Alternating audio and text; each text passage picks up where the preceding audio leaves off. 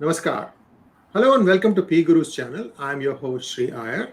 Friday night is Professor Ask RV time. And today, as always, we have with us Professor R Vaidyanathan. Professor RV, Namaskaram and welcome to P Guru's channel, sir. Namaskaram to everyone of the P Guru's audience. Thank you. And viewers, here's the shout out. Please like, share, and if you can possibly do this thing, subscribe to P Guru's channel if you've not already done so on YouTube. Here is a big request because we would like as many people to listen in on Professor RV. Today's is a very, very important topic because you can never understand what Indian politicians are up to. They will do anything to win elections. So this new ruse, what is it that they are trying to do? We will get to hear from Professor RV. Professor RV, sir, take it away. And the question is, why are all parties suddenly interested in knowing what caste the constituents have? Oh, this is a very nice one. And thank you very much for Iyer for introducing this theme. It's an important theme. And suddenly it has become very prominent theme also. Caste census. The Bihar Chief Minister, Nitish Kumar, who belongs to the Kurmi caste, one of the MBCs listed, he visited the Prime Minister along with all the opposition parties. Underline all. In Bihar, CPI ML on one extreme to BJP on the other extreme. All of them were present, no absentees, to demand that along with the 2021 census, caste census also should be undertaken. And this is one way I think Nitish Kumar is trying to position himself as a major, leader for the coming, right? What one can call poll or election or something. Already, of course, Mamata Banerjee has positioned herself as one of the important leaders. She wants to play a national role. And so also is Arvind Kejriwal, who has told that he is going to contest all the seats in UP. So Nitish Kumar also wants to have his, it's not a 2 minutes, game of fame or anything, but it's a much more deeper thing. He wants an extensive caste census across the country. So this caste census is something which is become a very important theme today. Everybody is demanding it, that it should be done, another thing. But some interesting points we need to look at. The first census in India was organized by the Britishers in 1881. Prior to that, we didn't have any counting or census or anything. Definitely not the hierarchy one. Britishers were the ones who created this hierarchy in the 1881 census. And there they identified, among other things, caste as one of the factors. So they conducted the first census of caste, wherein they not only enumerated caste, they created the hierarchy. Like Brahmin, then Kshatriya, Vaishya and Shudra. This is the hierarchy Britishers created in 1881. Kindly remember. And why did they create this fourfold hierarchy? A lot of people have asked, and much later it came up that in Britain they have the senior civil servants, officers, clerks and peons. So they had a fourfold category in government. So they thought India also should have a, the mirror image of the colonizer is the one which is get reflected for the colonies. That is what they did. So that was the first census and that was the caste. Earlier to that also we had caste. Kindly remember, it's not that we did not have caste. We had caste, but not hierarchy based caste. That was created by the Britishers in 1881. So very interesting. In those days, first, of course, one important point everybody is forgetting is we never had the concept of slavery. India is the one civilization which never had the idea of slavery. Islamic civilizations had slavery. The Christian civilization practiced slavery. and then they took it to US and other things. We never had a sense of slavery.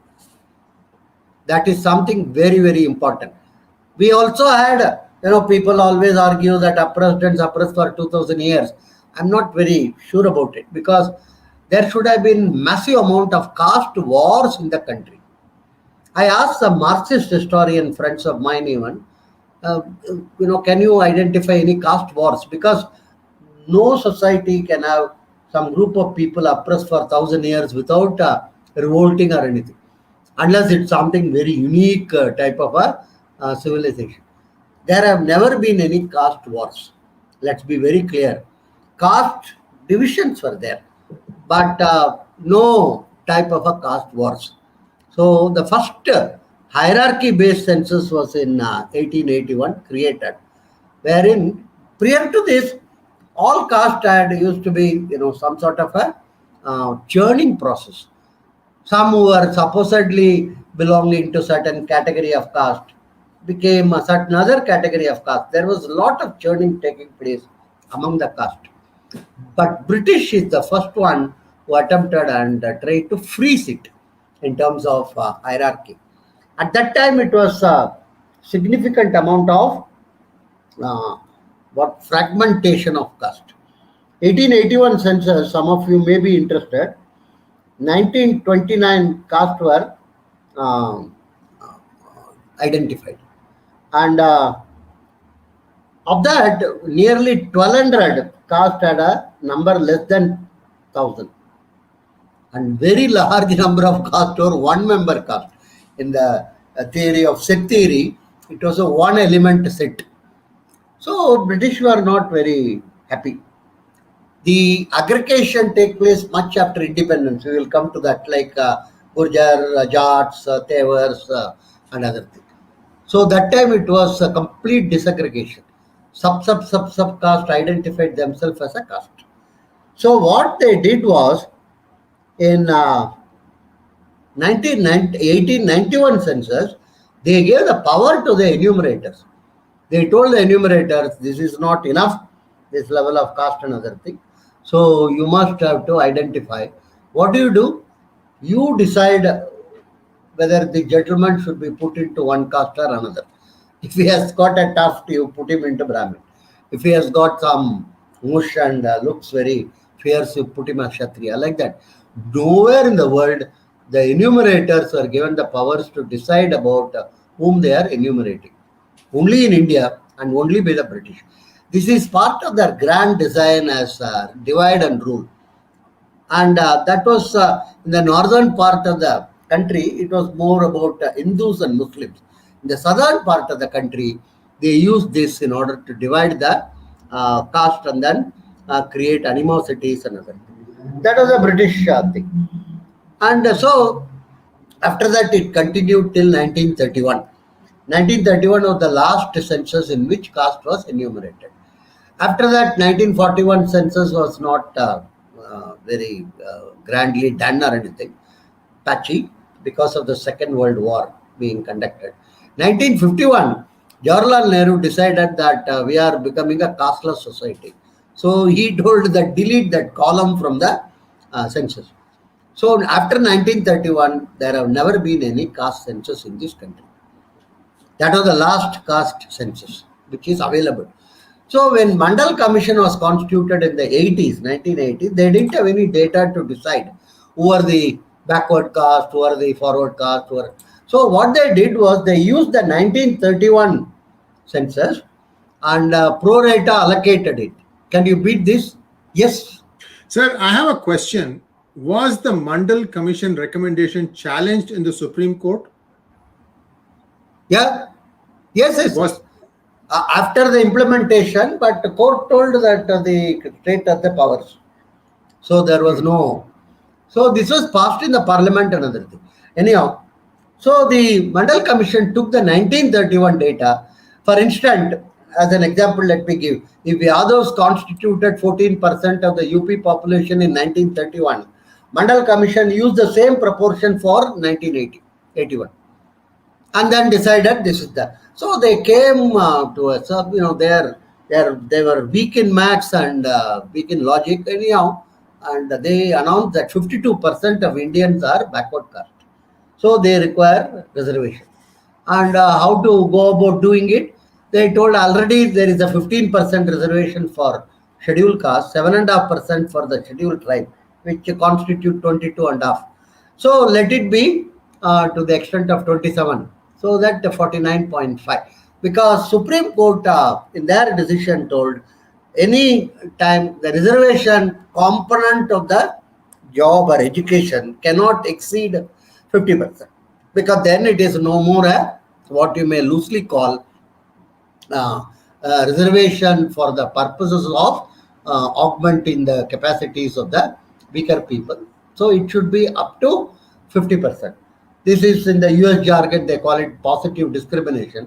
But we will come, many of the states have exceeded 50%. For instance, Tamil Nadu, it is 69%. And it has been put into Schedule 9, I think, and it cannot even be justified in court. There is a case going on from 1990. Supreme Court has got other important matters like what should be the height of Dahi and D and other things, and that is their focus, not these type of constitutional issues. They have kept it pending last nearly 30 years. Now, after, as I told you, 1931, there has never been a caste census. In 2011, there was a clamor for caste census, and a lot of people were debating it. And so Chidambaram was the Home Minister at that time. And this census operations are, Registrar of Register General of Census, and the Home Ministry decided that let's conduct a socio-economic and caste census. They did conduct in 2011. That bulky data is available, and that is been with the Niti Ayog actually, and they ended up with something like they covered something like roughly 250 plus million households, and came up with 4.6 million caste entries, and so something of the order of roughly, you may call it as 72 households per caste. And there were a lot of debate and discussion. Cleaning up was required to be done. Some people told, no, the spelling mistake, and so that is why so many castes are enumerated. That's not the case. People identify themselves to a particular caste, not what the journalist or what the op-ed writers or experts suggest. For instance, let me give an example. There is no caste called Tevars in Tamil Nadu. This is a construct by the political parties. There are Agamudayars, there are Colors and Maravars. This is the thing. So if you ask a household, what is your caste, they may say Color, or they may say Peramalai Color. It's not required that they will announce themselves as Tevar. So at the end, what happened is, you have a large number of caste identities as practiced by the individuals. It is not what you can't impose on them. No, you are not a Peral Malakalar, you are a Tevar, and he conceives himself as so that is the same thing all over the country. I just gave an example only, and plenty of examples can be given. For instance, your Kongu Velala counters are there, and there are other type of counters are also there. There are counters belonging to Kurumbu and various other type of groups. And within Kongu counters, there are a lot of subgroups actually. They call it Kutaman. The point is, if somebody identifies with the subgroup, then automatically it cannot be told that there is a spelling mistake or anything. Now, there is a diabolical or a very dangerous suggestion being given by some of the experts is, you classify, you put some columns of caste, and you ask people whether you belong to this and tick. This is terrible. This is worse than actually what the British did. The government cannot decide to which caste an individual belongs. It's like MCQ, you give 4.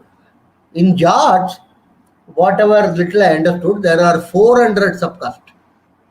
All of them are called as caste. That is a very interesting thing. All of them are called Jats by whom? By the journalists and these TV experts. They don't identify themselves. A lot of them identify themselves within the subgroup. Same thing about Yadavs, same thing about Kurmis, same thing about Tevar, same thing about what Kamas, Reddys, all these groups. So the point is, this 2011 data is available, bulky data in several CDs with the Niti Aayog. None of the political leaders have asked for release of that data.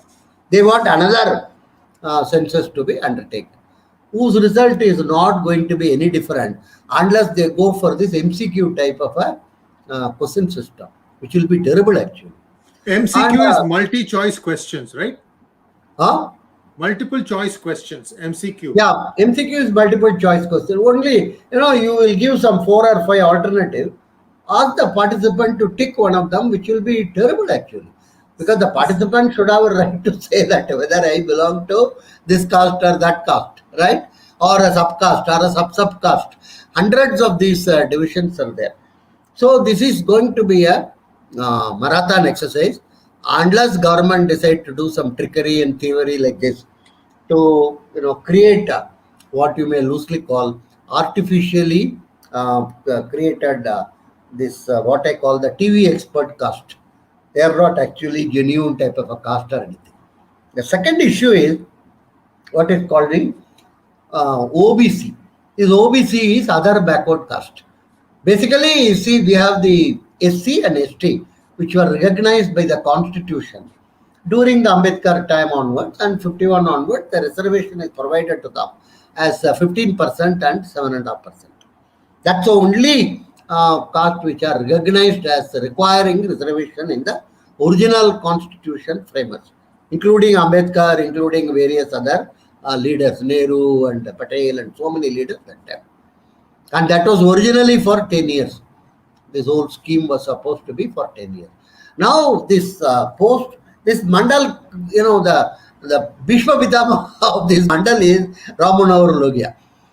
He is the one who started talking about caste division and OBCs. Yes.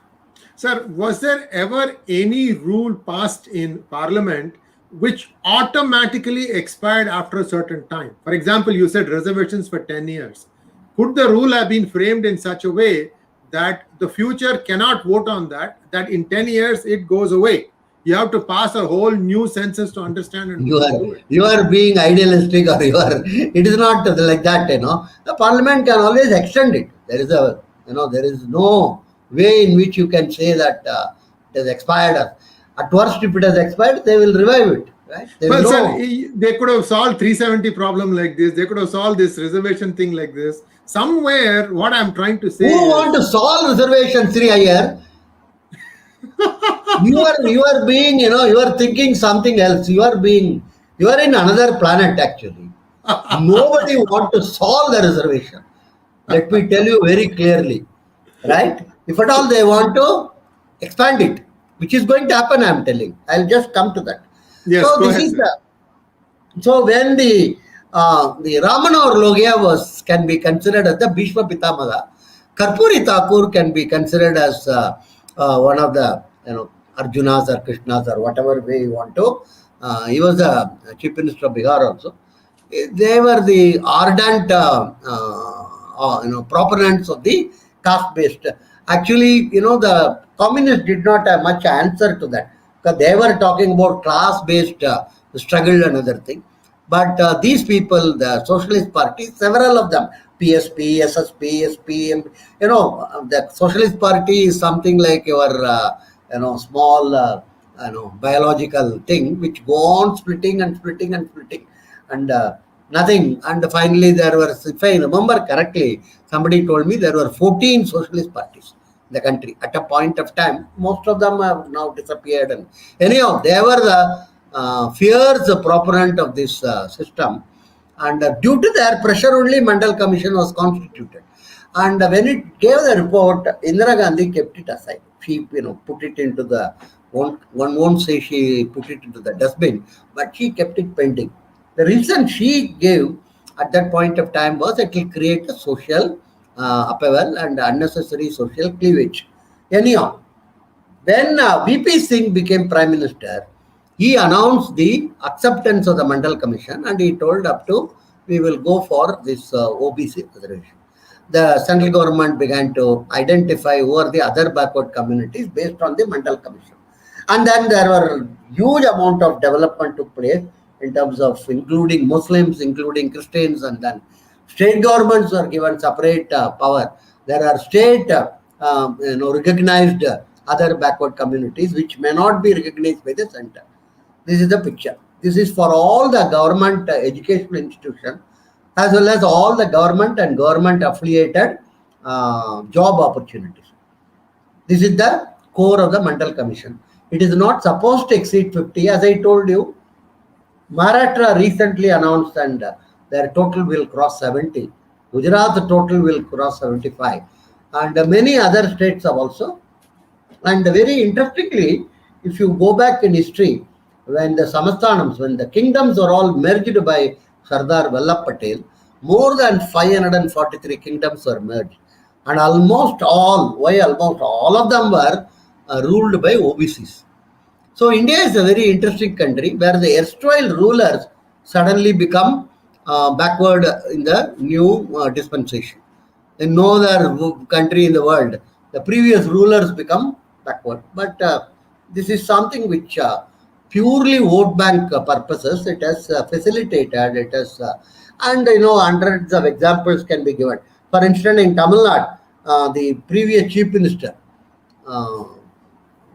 E. Palanichami, as well as the current BJP leader, as well as the MPs from other parties like Jyoti Mani, so many of them, they are all belonging to Kongu Velala County. And all of them are what one can call backward caste. And within that, there are some subgroups which are most backward caste. Now, economically, definitely good number of them are well off, actually. That is one thing. Second is, even socially, you cannot call them to be backward or anything. Actually, socially, they are much in terms of forward grouping. Same thing about Nadars, same thing about different groups in different parts of the country, like your Patels or your Marathas, who are all demanding reservation. Now, why this has become a major issue is there is a constituency being identified for appeasement called OBC. Incidentally, when in 2019 Modi came to power, first time, second time, and he called a meeting of all OBC MPs only. This is very important to note. First time in the history of India, a Prime Minister is calling a meeting of MPs belonging to only other backward caste, no other. So that was perceived to be a important constituency for BJP. And recently, for instance, even Kalyan Singh, when he died, he was a very major figure and a leader for the Ram Janambhoomi movement. There was so much amount of importance given to it because he was recognized as one of the major leaders of Lodh community, which is a OBC, but which is considered to be slightly lower order of OBC. That's a grouping which the BJP was targeting for quite some time. Then there are other combinations like SP, for instance, wanted to have alliance of Muslims and Yadavs. That did not take them too far. Same thing in Bihar, Lalu Yadav was attempting, and that also did not take them too far. Anyhow, this politically, this OBC is a very large chunk and a very large group, and a significant portion of it you can call it as Kshatriyas, actually, as well as landowning caste. Landowning is a very major activity for many of them in the interiors of the Gangetic plains, actually, as well as many places in the south.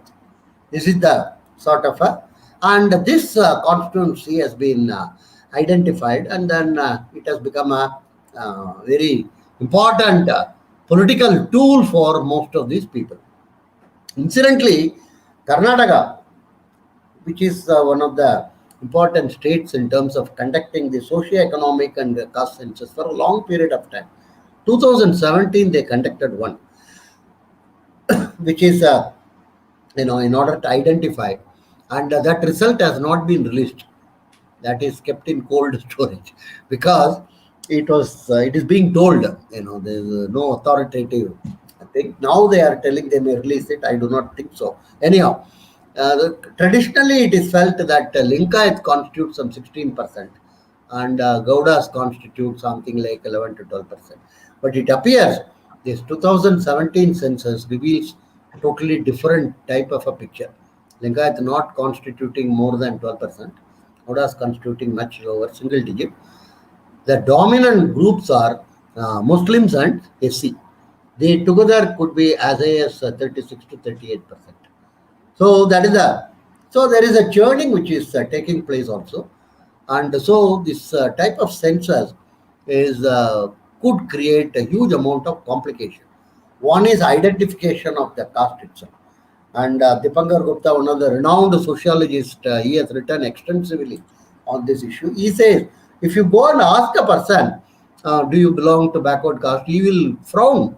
He says no, I belong to very very forward caste only, but we were made backward due to the various tricks and thievery of the Britishers or this and that and other thing. Nobody would in individual conversation agree that they are backward. The second point is almost all the caste, including the listed communities, they all say they are coming from the Suryavams or Chandravams and Indravams, and none of them try to accept that they are from any recent human origin or anything. All of them would like to claim for Puranic sort of a back and so that is something another interesting thing. So even though we may use the term backward, many of them not necessarily in terms of the backward, even state backward classes and other. Now, if the reservation crosses 70% or 60%, what happens? Supreme Court is supposed to get into the act and see that it doesn't cross 50%. But I do not think Supreme Court will immediately take up this issue at all. I think maybe around 2070 or 2080, the first hearing will come on this because they have so many other. Let me be very blunt. They are more interested in TRP rather than in looking at some of the basic type of issue facing the court. Actually, the court has to decide on so many other constitutional things which they have totally, I think, forgotten, and too much amount of exposure given by the television channel and other things. So individual judges pronounce as per their likes and dislikes and other things. Some of it actually goes into judgment. Some of it doesn't even go into the judgment. It's just one of the statements made, but it is given a very large amount of exposure and other things. So if it crosses, what happened? If it crosses, let me be very blunt, nothing will happen. It will be there. If it is 70%, like Tamil Nadu, I told you, not only Tamil Nadu has got another interesting thing. 90% of the population is classified as backward, either backward caste or SC. 91% actually. The remaining is only a very small portion. And there was in between there was some talk of removing what is known as creamy layer. That means basically people who have got a certain amount of income and others. Many states told that they don't have any creamy layer. Bihar told their governor is also not belonging to creamy layer. There are no creamy layers at all. So that could not be accepted. And now government has brought this economically weaker section, EWS, and some 10%. And that's not pertaining to other caste. Other caste OCs, those who are not covered by any reservation. That's pertaining to all the caste. Muslims, Christians, everybody. As long as you don't avail of reservation under any other category. If you say that you are OBC or you are SC, avail of it, then you cannot claim EWS. If you don't claim any of the other, you can just say that EWS is a income ceiling, below which if you fall, you can avail of that. So what is the future dimension? My forecast is before the coming poll, government may announce reservation in private sector. That is because a lot of this public sector and other thing is not expanding. Most of the state governments do not initiate any new industry or anything. No new state enterprises are coming up or anything, and so they are all frozen. Many of them are got some land and other thing, and most of the state government job today is collect some revenue from liquor or from this GST share, and then provide a salary and wages. And I visualize center also within 5-10 years will just provide salary and wages to its own employees. Announce all these Padma Bhushan, Padma Vibhushan, and other thing. That will be only the job of the central government also. So it's not. So there will be a demand or clamor to have reservation in the private sector. So they will announce.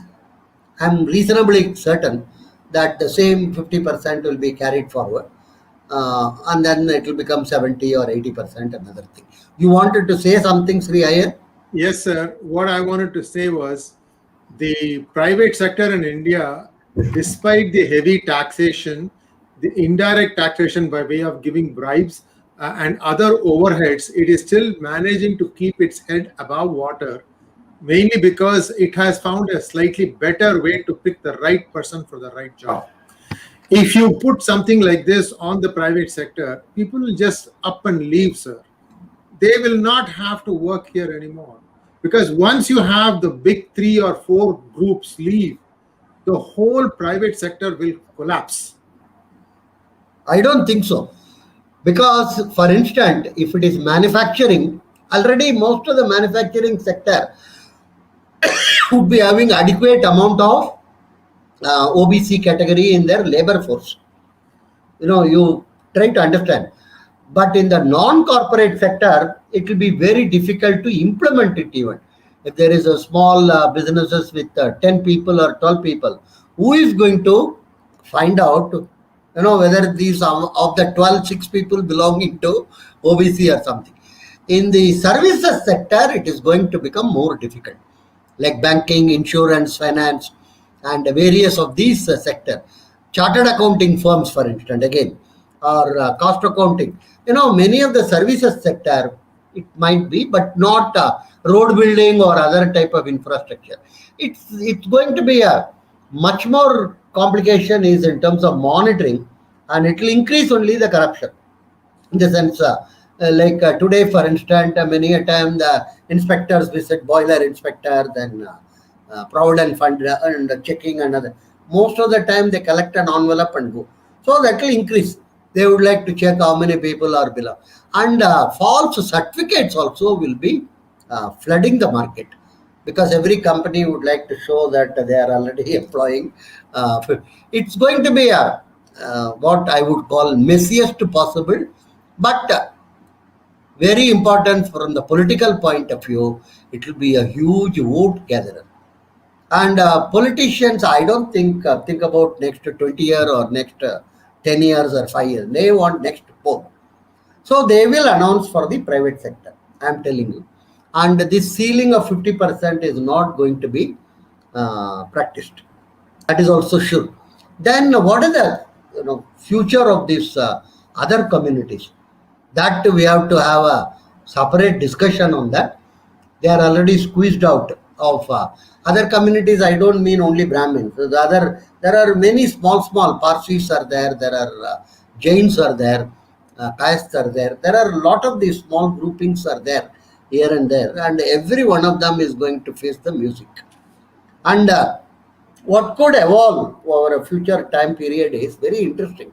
Almost all government will constitute only reserved category people, both in the civil service as well as in court and various other. For instance, today, many of the state legislatures, I can give an example of Tamil Nadu.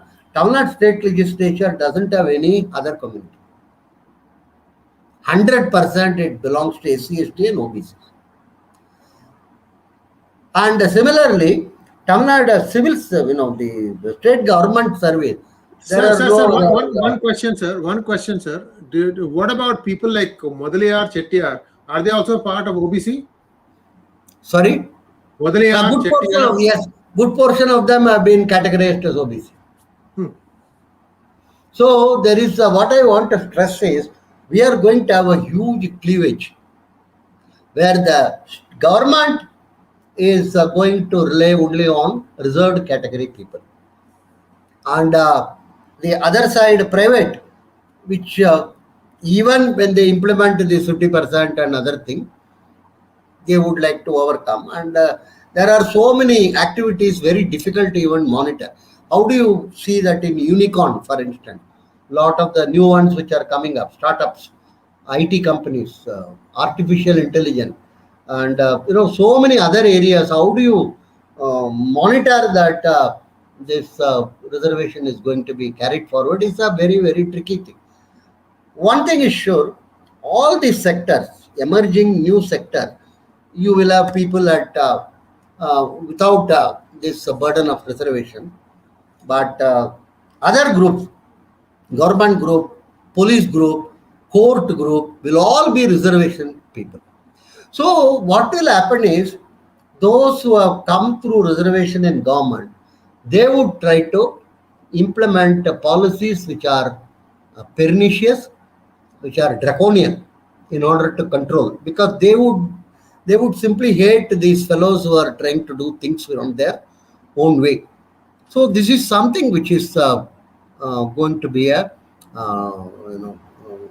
what one can call draconian type of a situation, where you have. So if you don't have to ask a person what is your caste. Are you employed in government? Yes, sir. Finished. That means he is quota person. Are you part of the judiciary? Yes, quota. Are you part of cops? Yes, quota. Are you in IT startup? Yes, non-quota. So this is what is going to emerge in the country. And how are we going to deal with this situation is extremely important. Because those who come on quota, they will have their own sense of grievances, they will have their own sense of victimhood, and some amount of hate towards others. This is also something very, very important.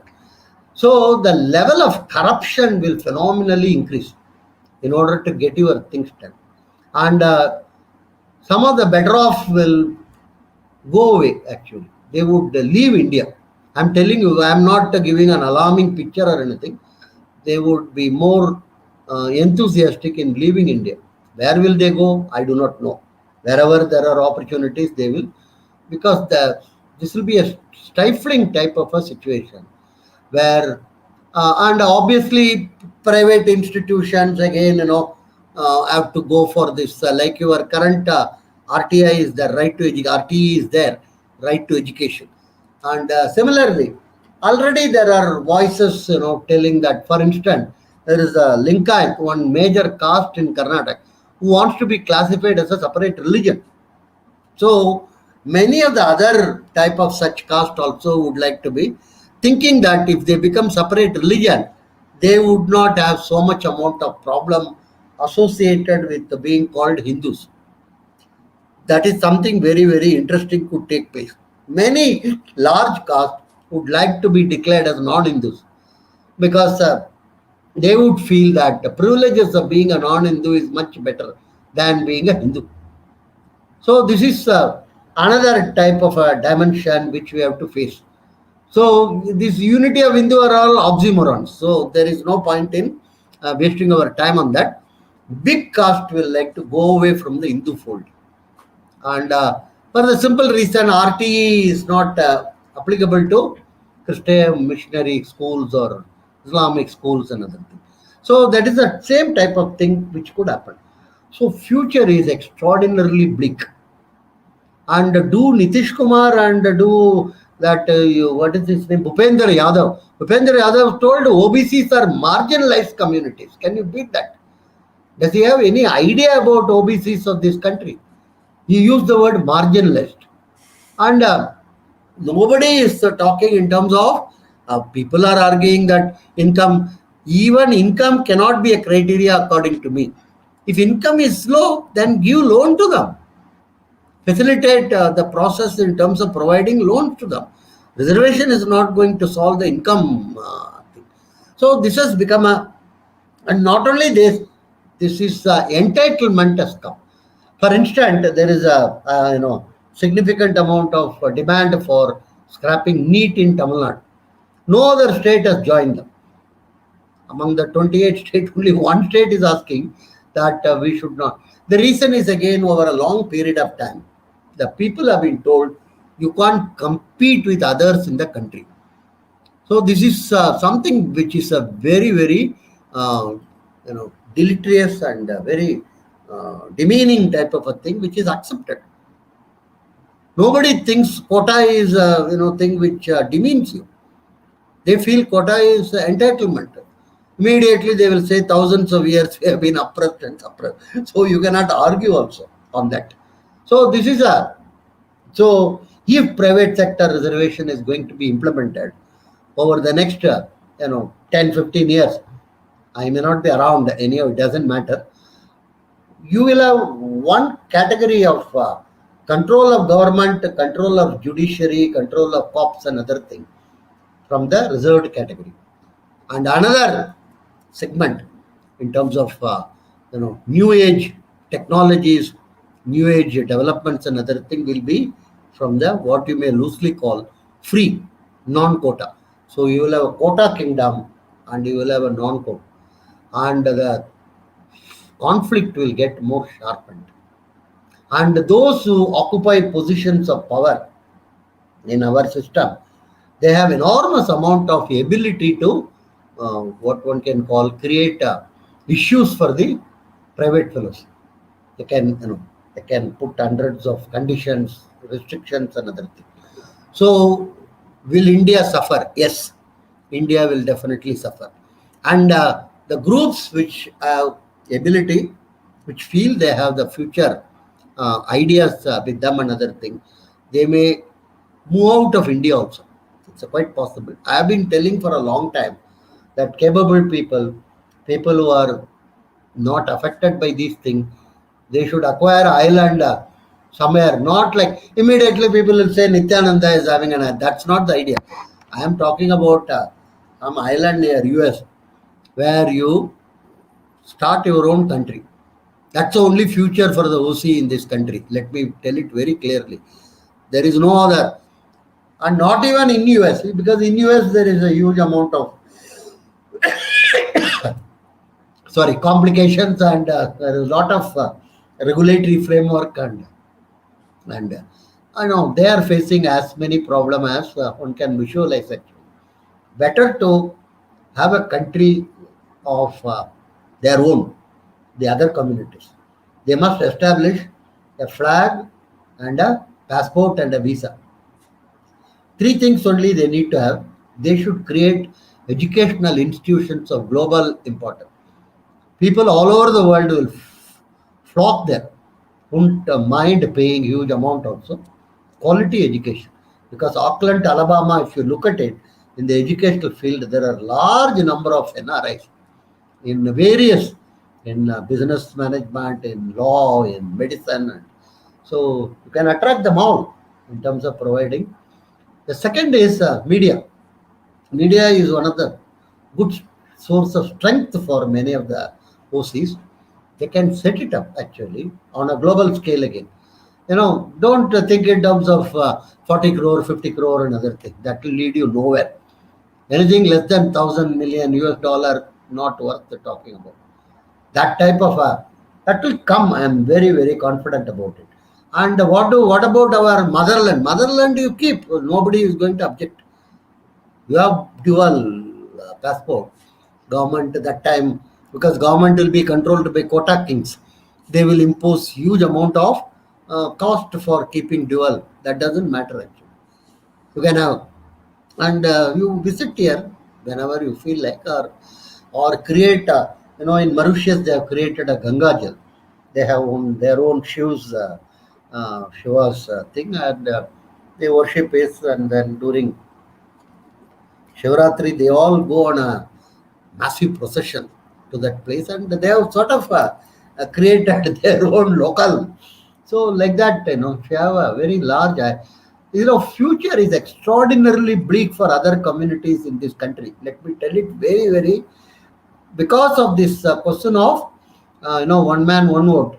Everybody is on a sort of a politically what is likable, and politically what is possible.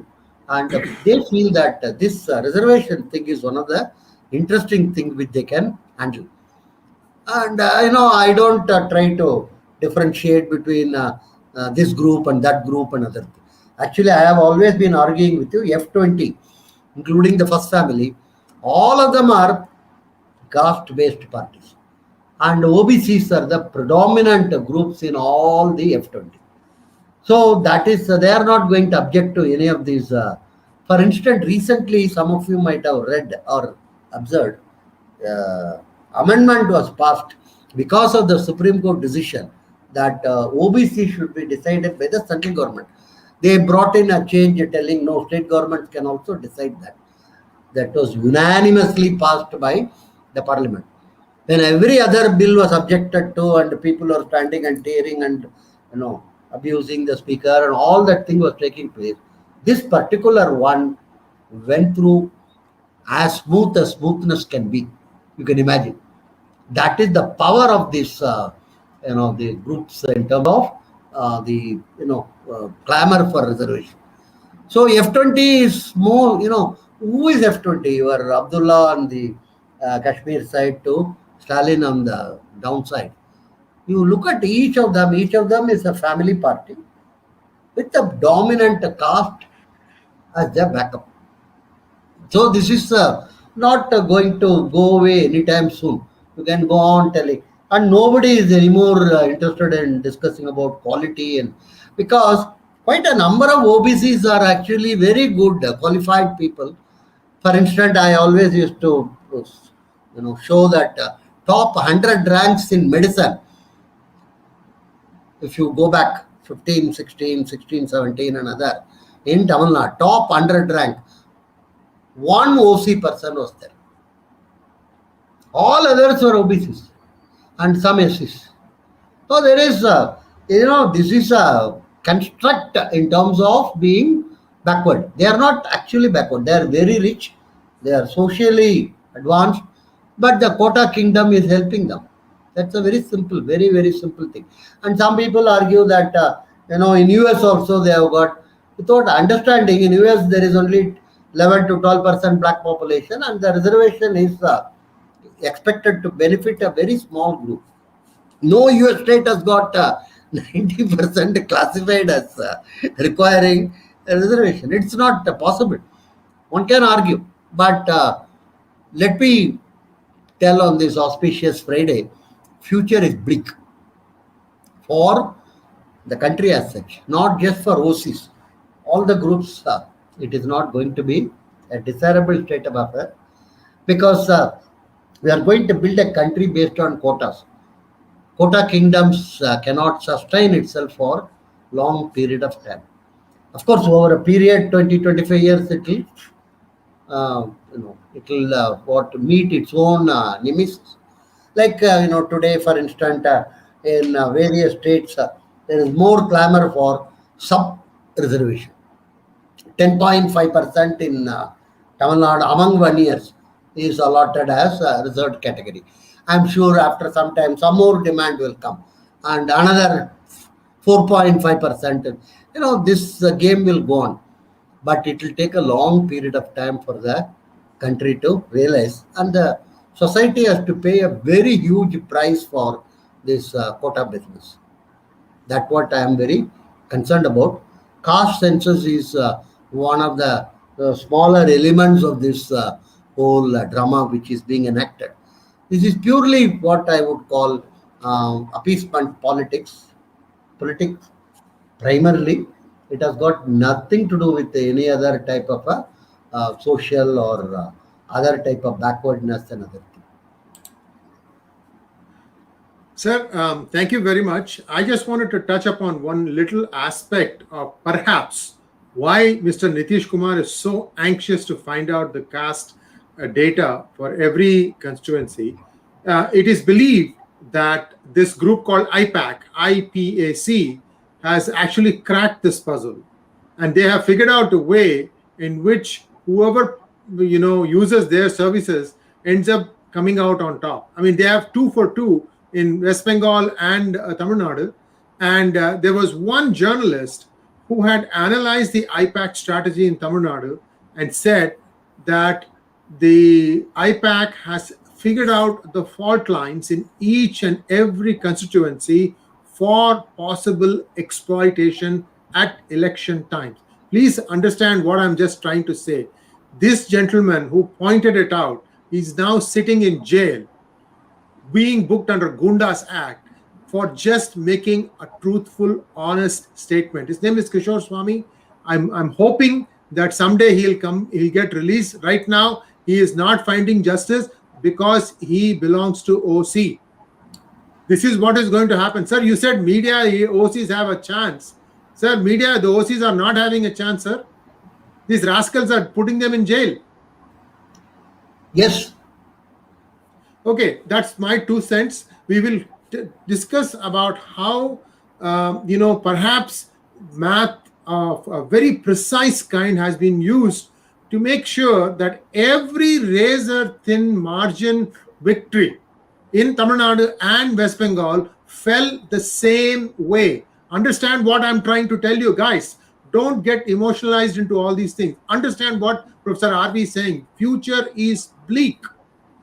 There is no life. Once you have the intelligentsia out of the system, it will just become like a civil war situation. So anyway, this is my concern too. And I hope that, Mr. Modi is smart enough to understand the undercurrent for a change. I think Mrs. Indira Gandhi was smart in not acting on this Mandal Commission nonsense. But anyway, the country is divided along every possible line you can think of. But at the same time, it needs to keep moving forward.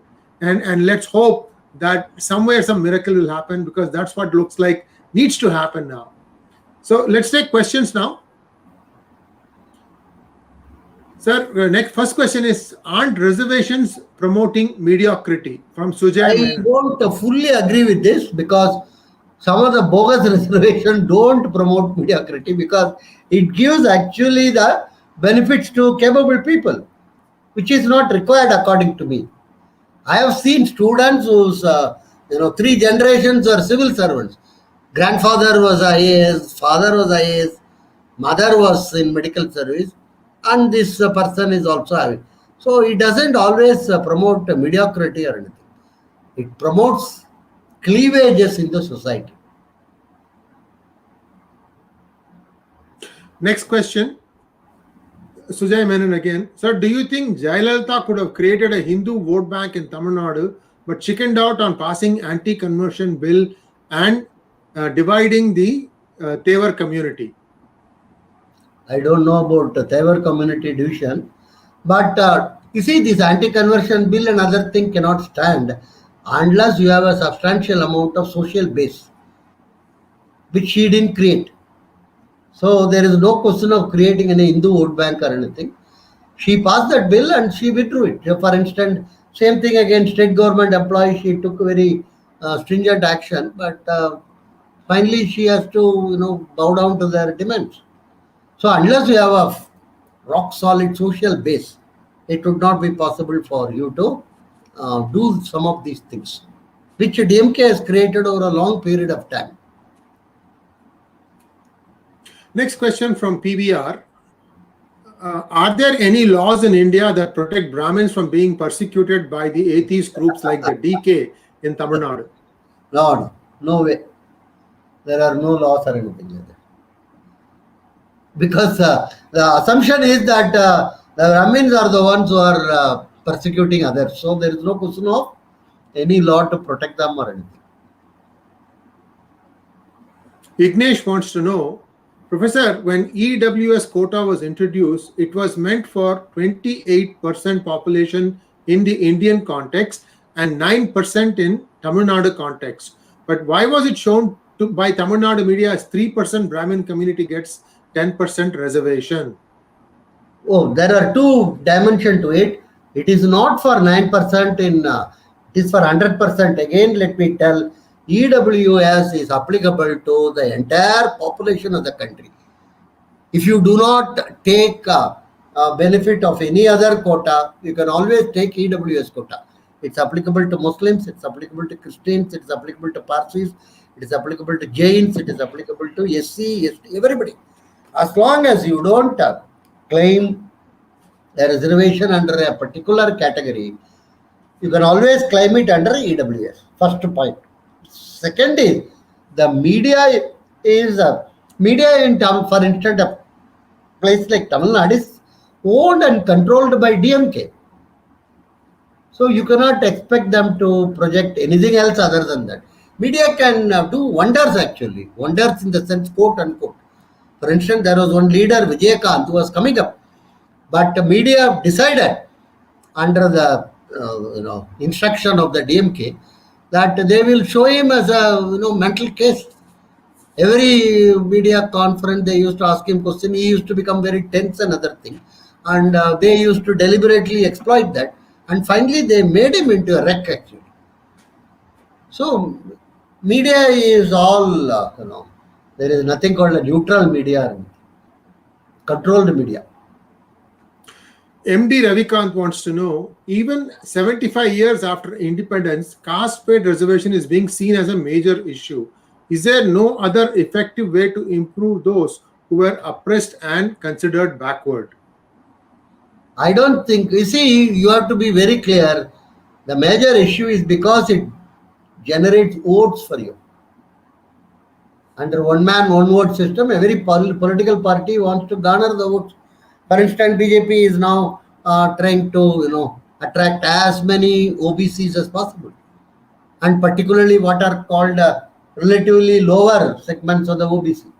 Every party is doing it. There is a party called PMK in Tamil Nadu, which is exclusively for 1 year. There is a party in Andhra Pradesh for Reddys. There is one for Kapus. All parties are indulging in this. It's not going to go away, I'm telling you. We would like, of course, if you take, there is something called what ought to be and what is. You are asking me a good question on what ought to be. What ought to be is, obviously, that's not the way to deal with this issue of backwardness or anything like that. It's providing education, providing more loans, all these things, right? But what ought to be should not be confused with what is.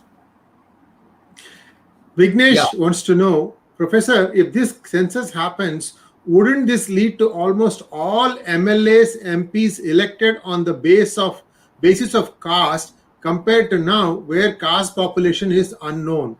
They have a knowledge. They have a knowledge. There is no need. And second is, I'm telling you, this census is not going to provide you any better information than what you already have. I know. I told you, Niti Aayog has got some 25, 30 type of massive, disk. They are expected to clean it up and come out. It's not going to be easy. And most of the political leaders know what type of caste combinations is going to help it. Right? Next question from Sanjay Reddy. How did Punjabi refugees from Pakistan become successful by being business entrepreneurs in Delhi? They have always been, what one can call, good amount of them were always entrepreneurial even before the partition. The eastern part, and plus they were benefited immensely by the government, what one can call gratis and various subsidies and other things. Compared to the migrants or the refugees from the eastern part of Pakistan, who were mostly landholders or tenants, they were not as much into business activities comparatively. And later, unfortunately, the communist groups also came and destroyed whatever little entrepreneurial activity they were having. In the 50s, you might not even know about it, or you might be shocked actually. Bengal was one of the leading industrial states of the country in chemical and salt. Golas, they used to have large amount. They were one of the largest producers of salt. And later on, during Jodhi Babu time, they have to import salt from Gujarat. So they destroyed. Communist as a tradition will destroy any entrepreneurship, which has been proved. So the western part of the country, fortunately, the United Punjab, the Indian side of the Punjab didn't have the communist growth or anything like that. And entrepreneurship was nurtured, encouraged, and both Hindu Punjabis as well as the Sikh Punjabis were very, very entrepreneurial. Arjun wants to know, NTSE data shows the IQ differences are marginal across castes. The subject ability differs as UC represented more in private skill accrued to the data. Question continued. Arjun, you got to write a little bit more clearly. You can't short code us and expect us to decode your short codes. Reservation comes in too late. Can you put it up, please? Reservation comes in too late presently and then becomes perpetual crutch with reservation at each succeeding level from UG to PhD. Isn't reservation in schools from class 1 better than providing after class 12? Good question, but please expand it next time. Go ahead, sir. See, quite a long period of time this has been asked about, the reservation at the school level and other thing. But it has never found any any good solution or anything. One. Second is, you are telling about the IQ level. IQ level and other thing is not in any way connected with reservation. Let's be very clear. Reservation is a political tool. Howsoever you try to argue another thing, finally it boils down to, will I get votes? VOTES. And that's what will decide. Not any other type of these interesting logic or any amount of research and other thing. That's what I would say. Sir, Arjun again, why not reserve 30% for upper caste and 70% for the rest and not leave general open? That way at least UC seats are fixed. Upper caste seats are fixed. This would never be accepted. For the simple reason, the OBCs constitute, as I told you, significant number of candidates in the open quota. So what happened? It cannot be set off. That's very important. I told you sometime before, out of top 100 rank, only one rank was OC. All others were OBC. But if you take them on that basis, that cannot be set off against the OBC quota. They can also come into the OC quota or OC category. So this is very important. It's not going to be accepted by anybody. Ramakrishnan AK, sir, whatever exercise is done for the upliftment of the backward classes, still there are many ethnic groups who are the target for conversion to other religions. What is the solution to stop this? Next week, we are going to have an exclusive discussion on decline of Christianity and the rise of Islam. We will try to answer this. The only way you can stop people converting, let me be very clear, is to ban conversion. There is nothing else can be done. You cannot talk in terms of ban, what is that? Compulsory conversion, forced, all that is all bunkum. You must. Why you can ban in Indian context at least is, you can be a Hindu, you can go to a church and pray. Nobody is going to object to that. Let's be very, very clear about it. I have gone to several churches inside also. There is nothing, no. And even Hindus are not going to threaten you or anything like that. That why are you going to? So what I am telling is, you can pray to any form or any type of God being a Hindu. There is no need for you to, give the statistics to Vatican that you have got converted and other things. Anyhow, we will discuss it much later. Next question from Arvind Ganesh. Professor, when will caste system end in India? I wish India becomes an autocratic country like China for 20 years to cultivate some discipline. See, caste system will never end in India. Let me tell you very clearly. The only thing is caste discrimination. There is a lot of difference between the two.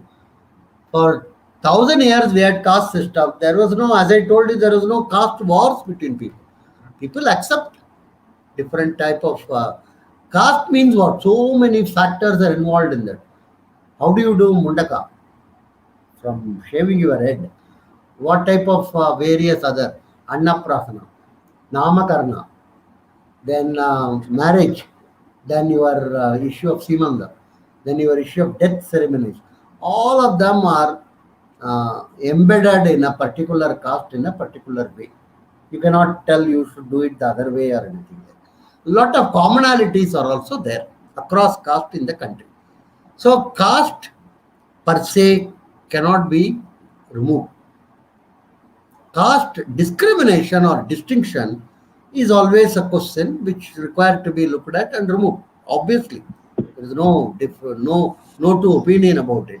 We never had that problem except during the British time, who created these divisions and who created this sense of backward, forward, and other.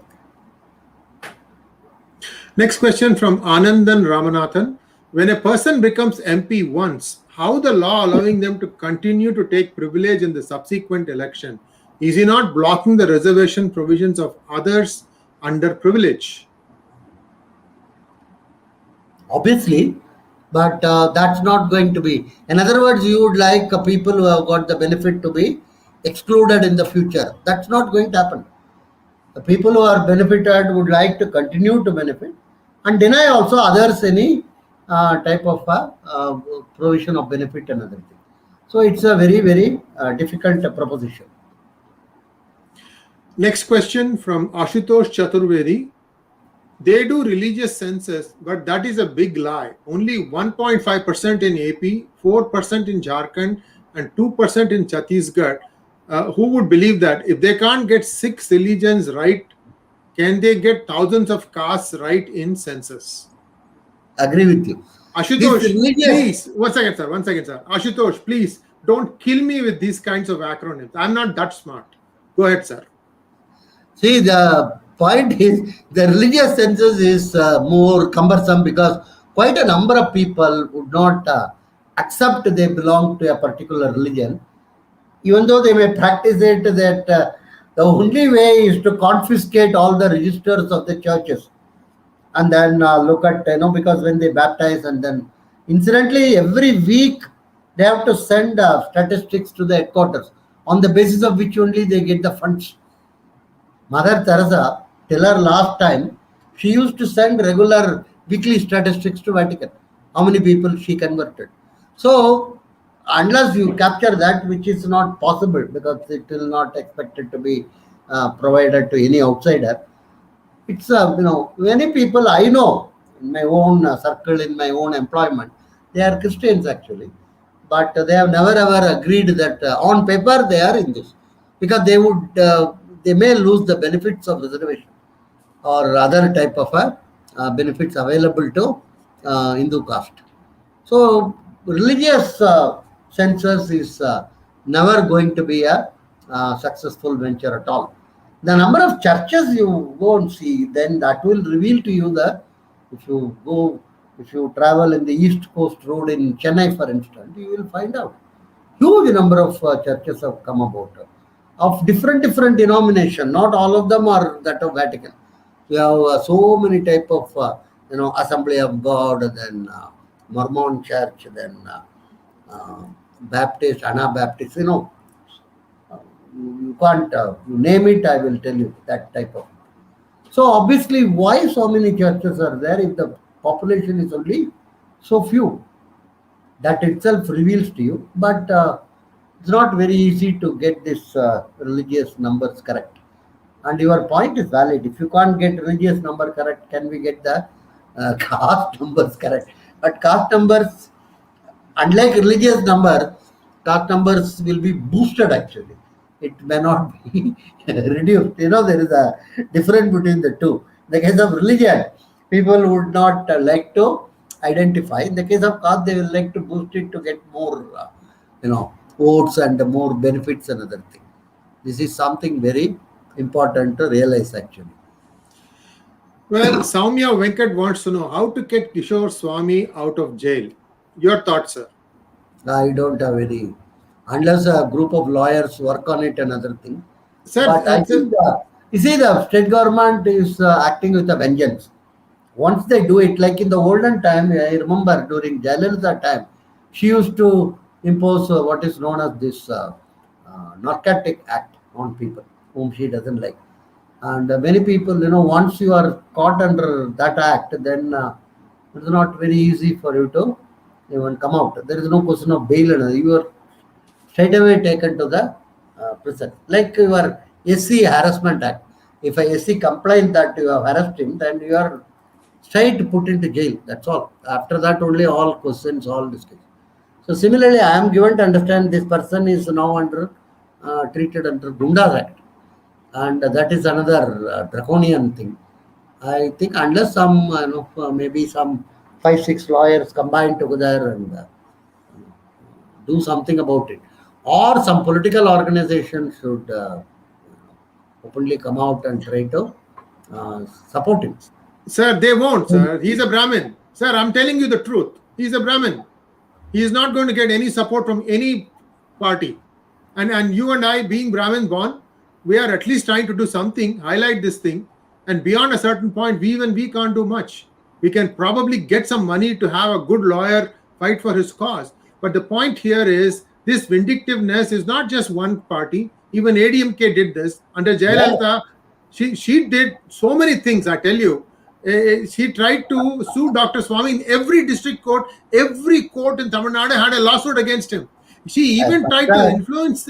Sir, let me finish. She even tried to influence the air traffic control to divert a plane carrying Dr. Swami from going outside the Madras airspace so she could arrest him. Yeah. This is written in his wife's book. And these people say Swami brought down Vajpayee's government. You don't know how many sneaky things the other politicians do to him.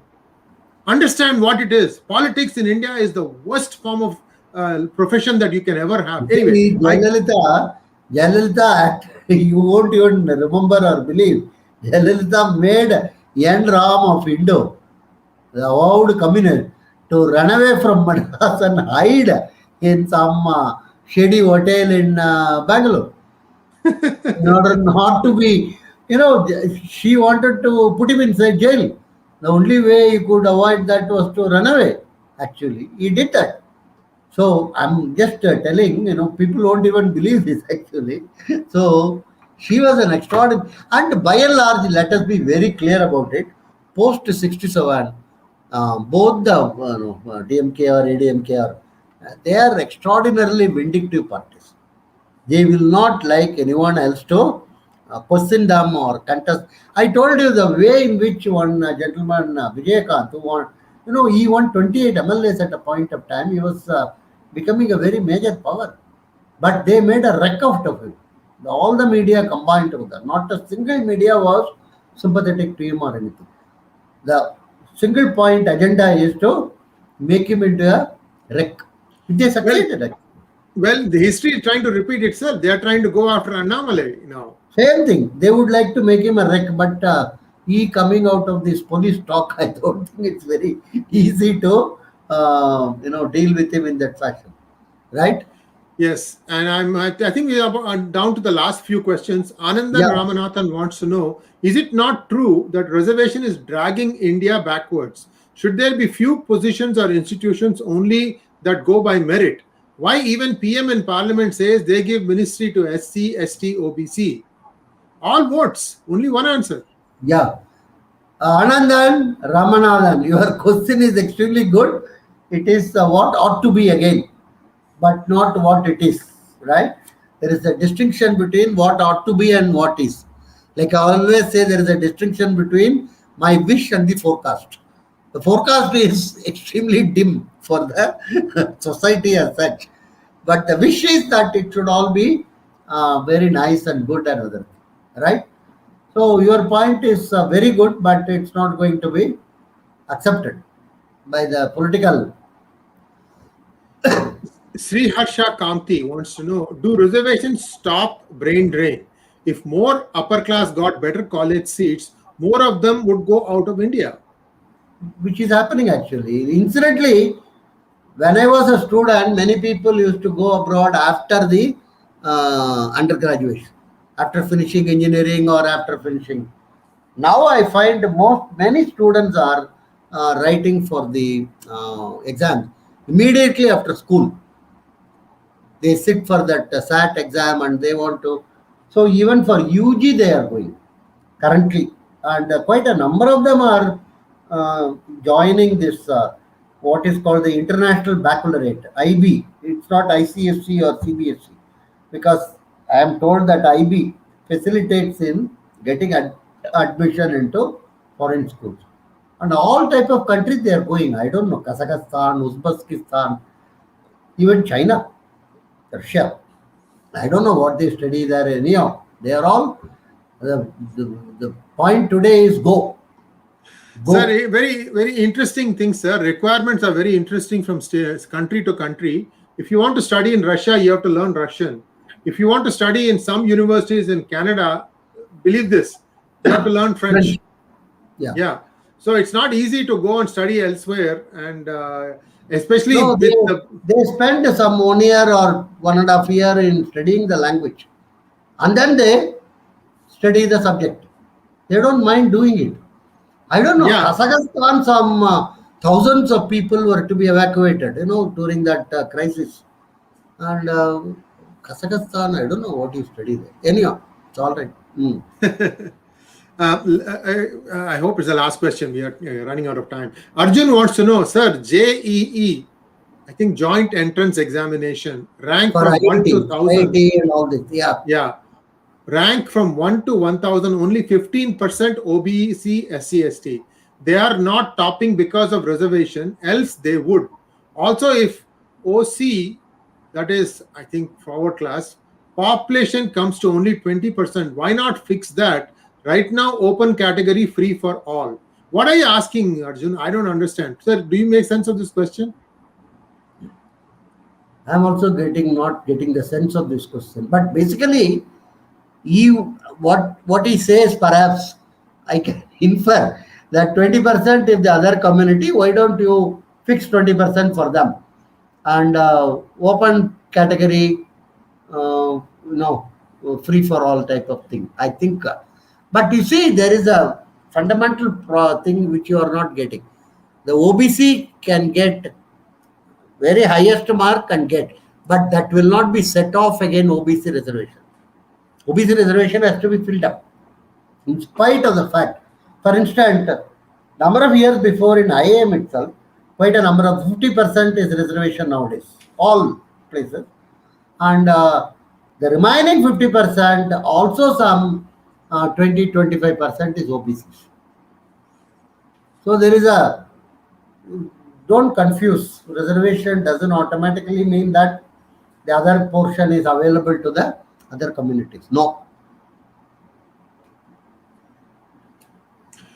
I think with that, our questions have come to an end. Thank you very much, Professor RV. I think we covered a lot of topics. It is bad. It is not looking good. And the fact that there are laws in place and they don't get carried out, that is another problem. And then you have these unexplainables. And I can only say that, as people who are thought leaders, we can shine the torchlight on some of these problems. We can give you suggestions, but nobody wants to listen to these suggestions. And even if they listen to it, the enactment, something will fall through. India is a mess. First thing that I think what Professor RV says, they have to do this. Only 4 ministries at the center. The rest can be sent home. Just send them home. Close it up. Just shutter it. Don't do anything else. Nothing will happen. Else. Yes, nothing will happen. And if you don't do somewhere, that is the best cost reduction one can think of, actually. Exactly, right? Exactly. Unless you do some drastic measures like this, India is not going to find a way to compete with a country like China, which has, sir, interesting thing, China is not even 1 billion people now, sir. They are finding it difficult because they are trying to vaccinate everybody, right? They're not able to finish it. And they are stuck at 700 or 600 million, something like that, is what I heard. So they are not finding people. That means that 1.3 whatever billion is not there. So I am only concerned about, let me repeat at the end of this all, after doing all these things, before the coming election, government will announce private sector reservation. And that is going to create more complications than what we are currently facing. Well. We'll wait and see. Thank you very much, Professor RV. And we'll be back again next Friday. Like we said, the religions of India, minority religions, the challenges that the Christianity is facing now. Globally, Christianity is on decline. Oh, you're not talking about India, right? I was going to ask you, how come? Implication for India. Christianity is on decline and Islam is rising all over the world. So what is the implication for India for that? We are going to face a very, very interesting situation due to that. Absolutely, absolutely. So that will be the topic next week. Thanks for joining. Do like, subscribe, and share our videos. Thanks for watching again. Namaskaram, sir. Namaskaram.